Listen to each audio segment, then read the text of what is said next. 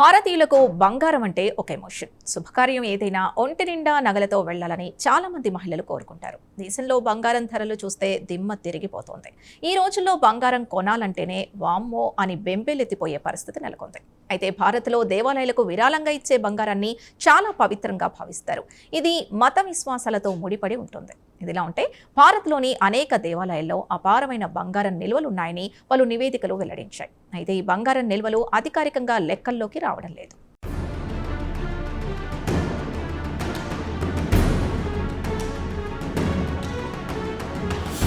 పశ్చిమాసియా ఉద్రిక్తతల నేపథ్యంలో ఏడాది పాటు బంగారం కొనుగోళ్ల జోలికి వెళ్లవద్దని ప్రధాని నరేంద్ర మోదీ ఇటీవల దేశ ప్రజలకు సలహా ఇచ్చారు.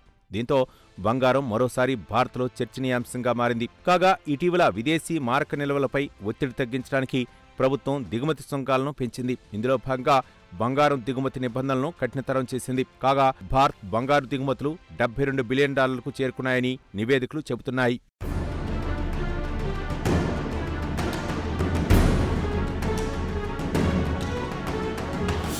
ఈ నేపథ్యంలో బంగారం నిల్వ గురించి నిపుణులు అనేక ఆసక్తికర అంశాలు బయటపెట్టారు. భారత్లో పెద్ద మొత్తంలో బంగారం నిల్వలున్నాయని నిపుణులు పేర్కొన్నారు. అధికారిక నిల్వల్లోనే కాకుండా దేశవ్యాప్తంగా దేవాలయాలు, గృహాల్లో అపారమైన బంగారం నిల్వలు ఉన్నాయని నిపుణులు పేర్కొన్నారు. కాగా ప్రస్తుతం భారత రిజర్వ్ బ్యాంకు దగ్గర దాదాపు 880 టన్నుల బంగారం నిల్వలు ఉన్నట్లు అధికారిక సమాచారం. అయితే ఇది భారత అధికారిక ఆర్థిక వ్యవస్థలో భాగమైన బంగారం మాత్రమే.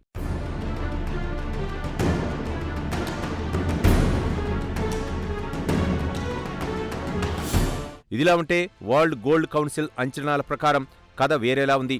భారతీయ గృహాలు, దేవాలయాల్లో కలిపి మొత్తం 30,000 టన్నులకు పైగా బంగారం నిల్వలు ఉన్నాయి. కేవలం దేవాలయాల వద్దే దాదాపు 4,000 నుంచి 5,000 టన్నుల బంగారం ఉందని అంచనా. కాగా భారతీయ గృహాలు 25,000 టన్నులకు పైగా బంగారాన్ని కలిగి ఉన్నాయన్నది మరో అంచనా.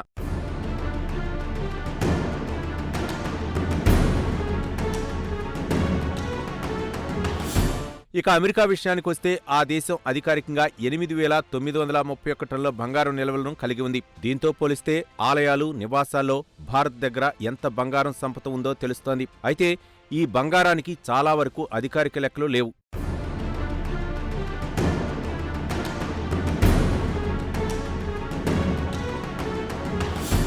ఇదిలా ఉంటే దేవాలయాలు కేవలం మతపరమైన కేంద్రాలు మాత్రమే కాదన్నది నివేదిక సారాంశం. వాణిజ్యం, ఉపాధి, విరాళాలు, పర్యాటకం, సామాజిక సంక్షేమంపై ప్రభావం చూపే శక్తివంతమైన ఆర్థిక సంస్థలుగా ఆలయాలు పనిచేస్తున్నాయని సదరు నివేదిక వెల్లడించింది.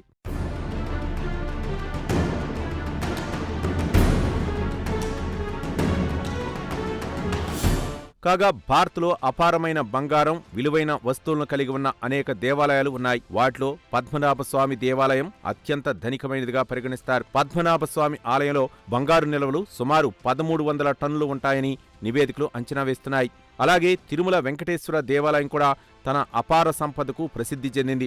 దాదాపు 11,329 కిలోగ్రాముల బంగారాన్ని కలిగి ఉందని నమ్ముతారు. ఇదిలా ఉండగా షిరిడీ సాయిబాబా దేవాలయం సుమారు 380 కిలోగ్రాముల బంగారాన్ని కలిగి ఉందని నివేదికలు చెబుతున్నాయి.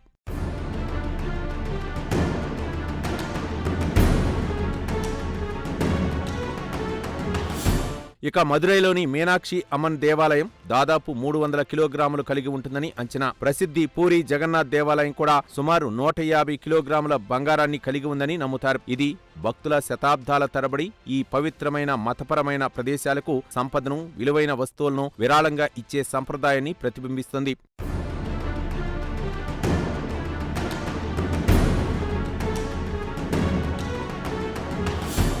ఇదిలా ఉంటే మత విశ్వాసాలతో బంగారానికి ఉన్న అనుబంధం కారణంగా దేవాలయాల బంగారాన్ని నేరుగా ప్రభుత్వ నిల్వల్లోకి బదిలీ చేయడం సులభమైన విషయం కాదు. అయితే నిపుణులు ఒక ప్రత్యామ్నాయ మార్గాన్ని సూచిస్తున్నారు. దేవాలయ ట్రస్టులు స్వచ్ఛందంగా తమ బంగారంలో కొంత భాగాన్ని ప్రభుత్వ మద్దతు గల పథకాల్లో పెట్టుబడి పెడితే అది రెండు పక్షాలకు ప్రయోజనం చేకూరుస్తుందని చాలామంది అభిప్రాయపడుతున్నారు. ఈ విధానం ద్వారా దేవాలయాలు వడ్డీ రూపంలో రాబడిని పొందుతూనే ఉంటాయి. అదే సమయంలో బంగారం అధికారిక ఆర్థిక వ్యవస్థలో భాగం అవుతుంది. ఇది దేశ ఆర్థిక వ్యవస్థకు బలాన్ని చేకూర్చడమే కాకుండా దేవాలయాల సంపదకు భద్రత, స్థిరమైన వృద్ధిని అందిస్తుంది.